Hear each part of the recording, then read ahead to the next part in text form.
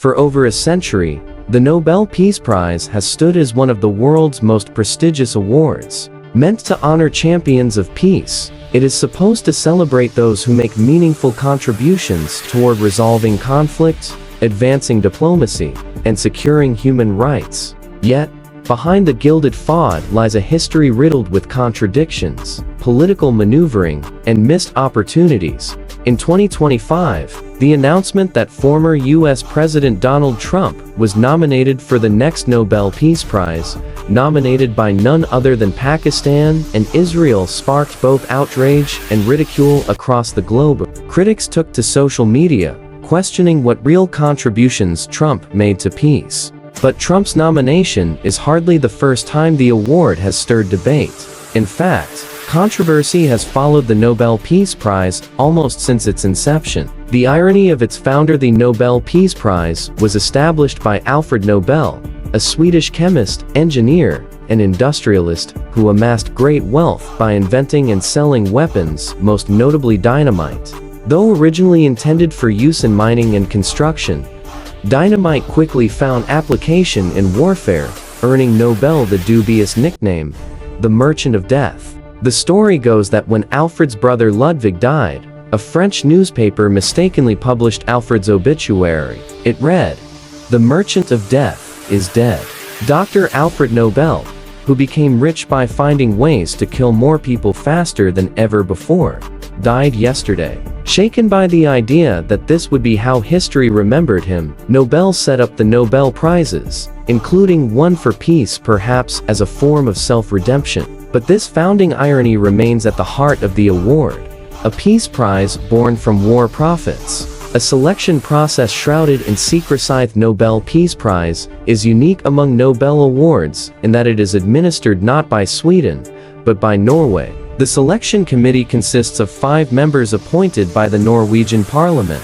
Almost all of them are retired Norwegian politicians. There is no ethnic, ideological, or geographical diversity, despite the fact that the prize is supposed to be global in nature. Technically, Alfred Nobel's will doesn't mandate that committee members must be Norwegian, yet tradition has kept it that way. This exclusivity has led to accusations of bias, lack of representation, and a Eurocentric worldview.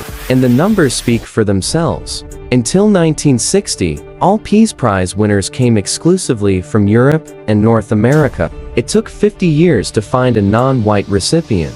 It wasn't until 1973 that an Asian Vietnamese negotiator, Le Duc, though, won the award. Out of 111 Peace Prize recipients to date, only 17 have been from Asia, and only 13 from Africa. Gandhi and the greatest omission. No story better illustrates the Nobel Peace Prize's contradictions than the case of Mahatma Gandhi.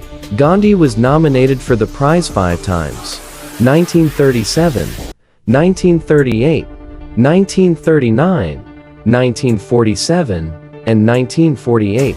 And yet, despite being the global icon of nonviolence, he was never awarded the prize. In 1939, he shared a nomination with none other than Adolf Hitler. In 1948, Gandhi's name appeared next to Joseph Stalin. Despite his global impact, Gandhi remained overlooked. In 2006, Geir Lundestad, then director of the Norwegian Nobel Institute, called it the award's most serious failure. As he put it, Gandhi could do without the Nobel Peace Prize.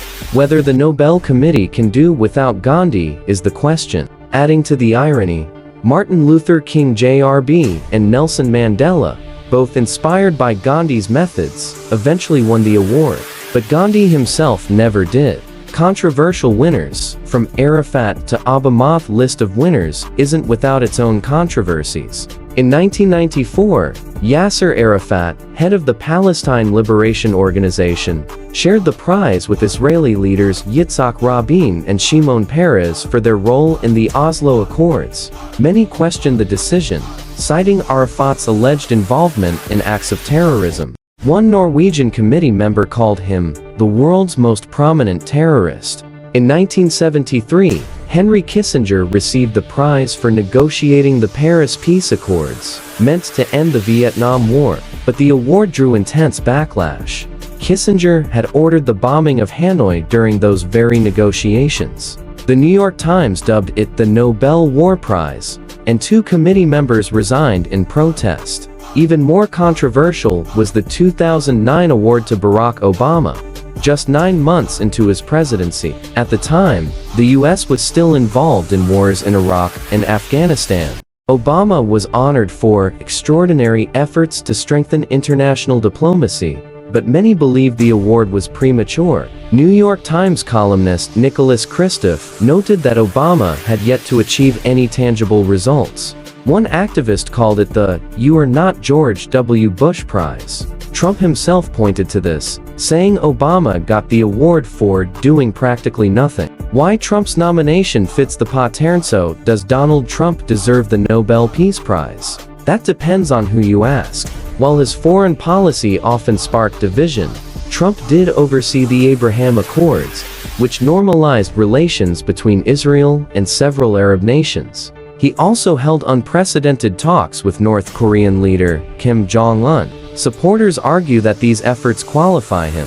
Critics, however, view the nomination as a farce, highlighting Trump's divisive rhetoric, withdrawal from international agreements, and role in inciting political unrest. But the deeper question is this: does the Nobel Peace Prize even mean what it once did? Given its checkered history, snubbing Gandhi, awarding Kissinger, celebrating Obama before achievements, Trump's nomination might not be an aberration. It may be a continuation of a trend, awarding symbolism over substance, politics over peace. More than 100 years after its creation, the Nobel Peace Prize continues to stir debate, not only about who receives it, but about what it represents. Is it a genuine celebration of peace, or a geopolitical tool dressed in moral language? When the world's most famous pacifist is ignored, while political actors with controversial legacies are honored, it becomes clear the Peace Prize is less about peace, and more about politics. Whether or not Donald Trump ever receives the award, his question remains valid. If Obama could win it so easily, why not me? Perhaps the time has come not just to reconsider future winners, but to fundamentally rethink what the Nobel Peace Prize stands for in the 21st century.